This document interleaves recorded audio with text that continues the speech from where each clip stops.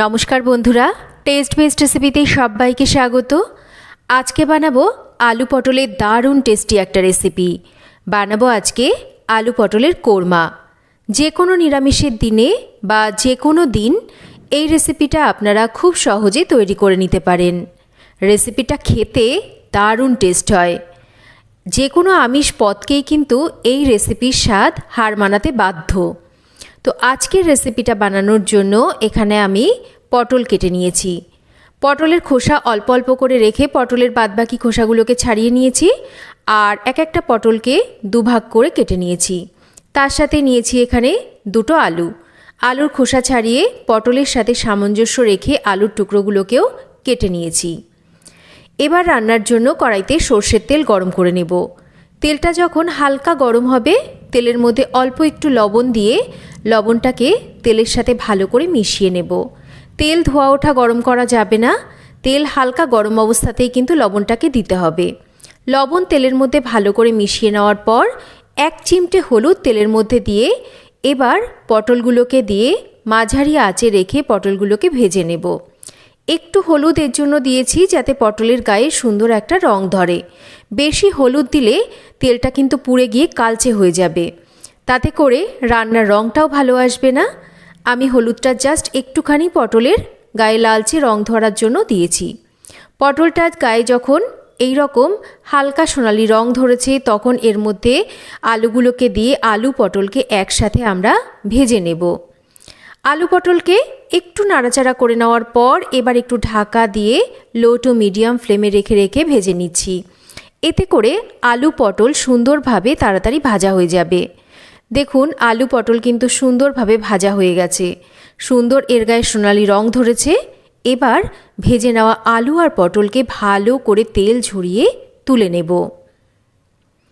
আলু পটল ভেজে তুলে নেওয়ার পর বাদবাকি যে তেলটা কড়াইতে রয়েছে এই তেলের মধ্যেই আমি মিশিয়ে দিচ্ছি 1 চামচ মতন ঘি। এতে করে রান্নার স্বাদ আর সুগন্ধ দুটোই ভালো আসবে। দিয়ে দিচ্ছি অল্প করে একটু গোটা জিরে, তার সাথেই দিচ্ছি ছোট এলাচ, দারচিনি আর লবঙ্গ। এবার এই ফোড়নটাকে একটু ভালো করে ভেজে নেব। ফোড়ন থেকে যখন মিষ্টি সুগন্ধ বেরোতে শুরু করবে অল্প করে একটু জল দিয়ে দেব আদা কাঁচা লঙ্কা বাটা, 1/2 চামচ জিরের গুঁড়ো, ধনের গুঁড়ো 1/2 চামচ, স্বাদ মতন এখানে লঙ্কার গুঁড়ো দিচ্ছি আর 1/2 চামচ হলুদ দিচ্ছি। এবার এই যে গুঁড়ো মশলাগুলো আর আদা কাঁচা লঙ্কা বাটা এটাকে ভালো করে আমরা কষিয়ে নেব। মশলার কাঁচা গন্ধটা থেকে গেলে কিন্তু রান্নাটা খেতে ভালো লাগবে না, তাই অবশ্যই এই সব মশলাগুলোকে ভালো করে আমাদের কষিয়ে নিতে হবে। মশলাটা বেশ ভালো করে কষানো হয়ে গেছে, গুঁড়ো মশলার কাঁচা গন্ধ চলে গেছে। দিয়ে দেব একটা বেটে নেওয়া টমেটো আর স্বাদ মতন লবণ। টমেটোটা বেটে দিলে রান্নার কালারও ভালো আসবে, তাছাড়া এর গ্রেভিটাও কিন্তু বেশ একটু ঘন হবে। খুব ভালো করে এবার এই মশলাটাকে কষিয়ে নিচ্ছি। মশলাটা বেশ ভালো করে কষিয়ে নিয়েছি। এখানে আমি 5-6টা কাজু আর 2 টেবিল চামচ টক দই একসাথে বেটে নিয়েছিলাম, সেটা দিয়ে দিলাম। আর তার সাথে আগে থেকে ভেজে নেওয়া আলু পটল দিচ্ছি।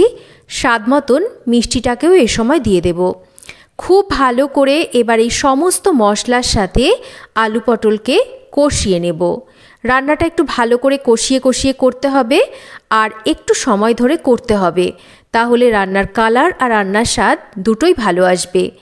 বেশ 3-4 মিনিট এই মশলার সাথে আলু পটলকে কষিয়ে নিয়েছি। এবার একদম লো ফ্লেমে রেখে একটু ঢাকা দিয়ে মশলাটা আলু পটলের সাথে কষিয়ে নিচ্ছি। দেখুন আমি 3-4 মিনিট পর ঢাকাটা সরিয়ে নিয়েছি। বেশ ওপরে তেলটা ভেসে উঠেছে, মশলাটা বেশ ভালো করে কষানো হয়ে গেছে। আবারও একটু ঢাকা খোলা অবস্থায় কিন্তু আলু পটলকে মশলার সাথে ভালো করে কষিয়ে নেব। এই কষাতে কষাতে আলু পটল কিন্তু 80 থেকে 90% মতন সেদ্ধ হয়ে যাবে। খুব ভালো করে কিন্তু মশলা কষিয়ে নিয়েছি আর দেখতেই পেয়েছেন আলু পটল সুন্দরভাবে সেদ্ধ হয়ে গেছে। এবার গ্রেভির জন্য এর মধ্যে দিয়ে দেব আমি ছোট বাটির 1 বাটি জল, কারণ এই রান্নাটা বেশ একটু মাখো মাখো হবে, এটা কিন্তু ঝোল হবে না। একই সাথে দিয়ে দিচ্ছি এখানে একটু গরম মশলা গুঁড়ো। সমস্ত কিছুকে ভালো করে নাড়াচাড়া করে মিশিয়ে নেব আর মিডিয়াম ফ্লেমে রেখে এবার একটা ঢাকা দিয়ে রান্না করে নেব। যেহেতু গরম মশলাটা দিয়ে দিয়েছি, অবশ্যই এই সময় একটু ঢাকা দিয়ে রান্নাটা করতে হবে, তাহলে এর ফ্লেভারটা কিন্তু সুন্দরভাবে এই আলু পটলের মধ্যে চলে আসবে। দেখুন আমি 5-6 মিনিট পর ঢাকাটা সরিয়ে নিয়েছি। আলু পটলের কোরমা কিন্তু আমাদের একদম রেডি। এটা এইভাবেই নামাবো, আর কিচ্ছু করার দরকার নেই। এবার এটাকে নামিয়ে সার্ভ করে দেখুন, দেখিয়ে দিচ্ছি। এটা দেখতে যতটা লোভনীয় হয়, এতে খেতে কিন্তু এর চাইতে আরও বেশি ভালো হয়।